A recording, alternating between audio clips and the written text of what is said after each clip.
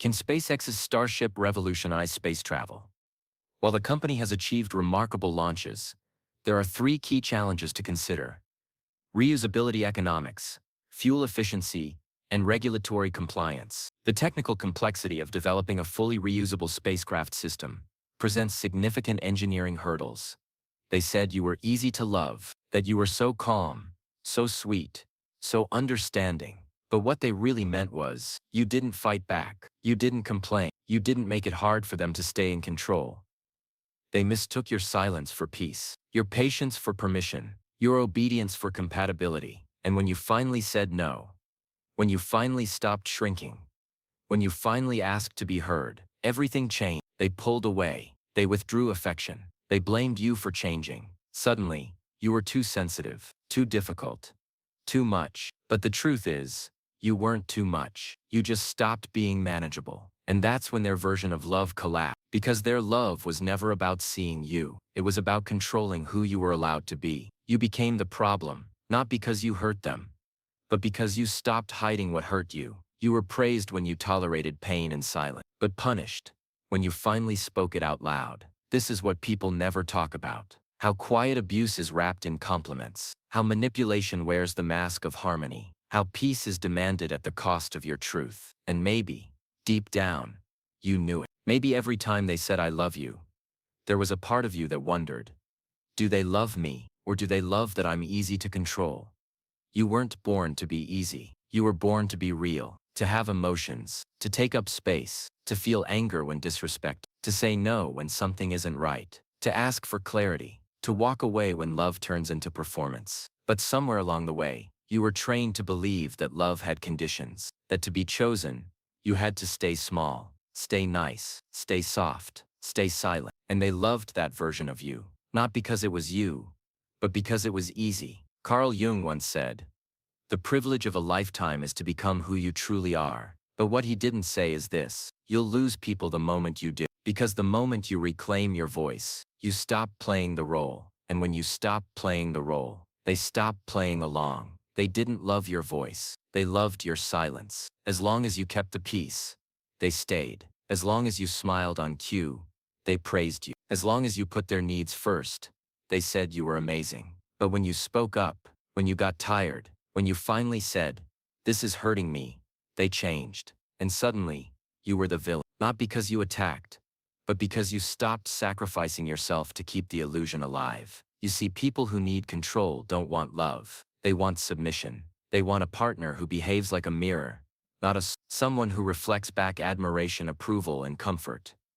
But never conflict, never truth, never depth. They want peace, but not the kind that's earned through honesty. They want obedience dressed as harmony. And that's what you gave them, until you couldn't anymore. Because something inside of you broke. That quiet voice that always said, "Maybe it's not that bad," stopped whispering. And for the first time, you realized the love you were being given wasn't really love at all. It was a reward system for being easy, for being soft, for being manageable. You weren't being chosen.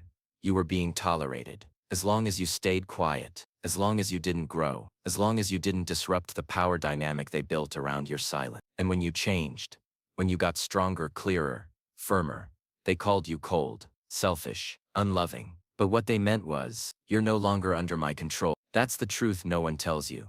Growth doesn't just free you, it threatens those who depended on your weakness. And so when you started healing, they started panicking. Not because they missed you, but because they missed the version of you that kept them comfortable. Carl Jung warned us, people will do anything, no matter how absurd, to avoid facing their own soul. And your boundaries, they forced them to face themselves. And instead of doing the work, they blamed you. They made your healing the enemy. They turned your self-respect into a crime. But you're not guilty. You're free. And yes, freedom costs relationships built on your silence. There comes a moment when you realize the love you fought so hard to protect was never truly safe. Because real love doesn't disappear when you say no. Real love doesn't withdraw the moment you disappoint. Real love doesn't punish you for evolving. But they did. They disappeared when your truth became inconvenient. They grew distant when you stopped being easy to control. And that's not love. That's emotional dependency. They loved the version of you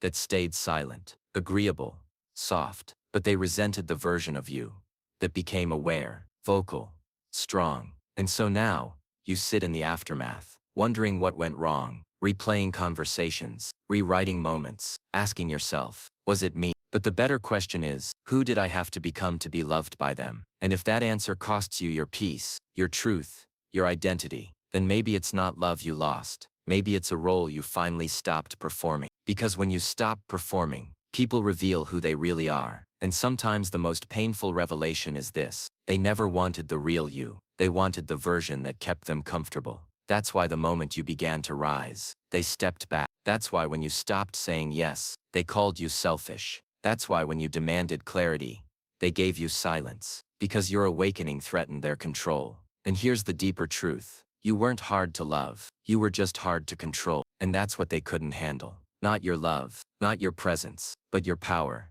The moment you stepped into it, you became too real to manipulate, too grounded to guilt, too aware to gaslight. And that's when they knew they couldn't keep you small anymore, so they let you go. Or maybe you let yourself go. Healing after that kind of love isn't simple, because part of you still misses them. Not for who they were, but for who you hoped they could be. You miss the version of the relationship that existed before your boundaries were spoken, before your needs became visible, before the mask slipped. But that version wasn't real. It was peace, built on silence. It was love, built on submission. And no matter how much you replay it, going back would mean becoming small again. And you've come too far for that. Because this pain you're in, it isn't weakness. It's rebirth. It's your nervous system learning that being safe doesn't mean being silent, that being loved doesn't mean being used, that you don't have to trade your soul for a seat at the table. And yes, it's lonely here. It's quiet. It's uncertain. But this silence is honest. It's not the silence they used to punish you. It's the silence that begins to heal you. There will be days when you'll want to explain yourself, to go back and prove that you were never too much, that all you wanted was respect, communication, honesty. But don't. Because the people who needed you to stay small were never going to understand your growth. And the more you explain yourself to those committed to misunderstanding you,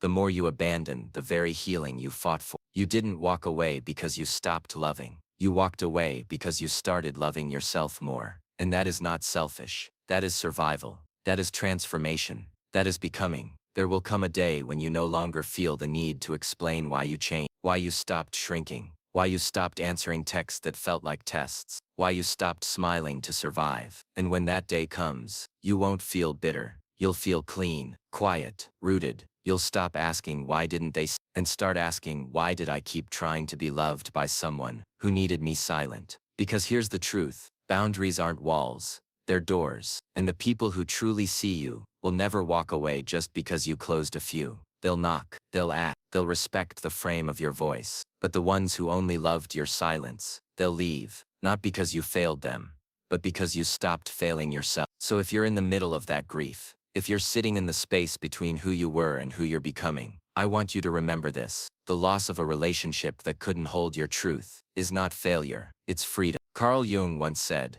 "Until you make the unconscious conscious, it will direct your life and you will call it fate." This is that moment. The moment you stop calling silence love. The moment you stop calling obedience safety. The moment you stop calling manipulation. You are not too much. You were simply too awake for someone who needed you asleep. And now that you're awake, don't go back to sleep. If this message reached you, share it with someone who's still healing in silence. And if you're ready to reclaim your voice, subscribe. This isn't just a video.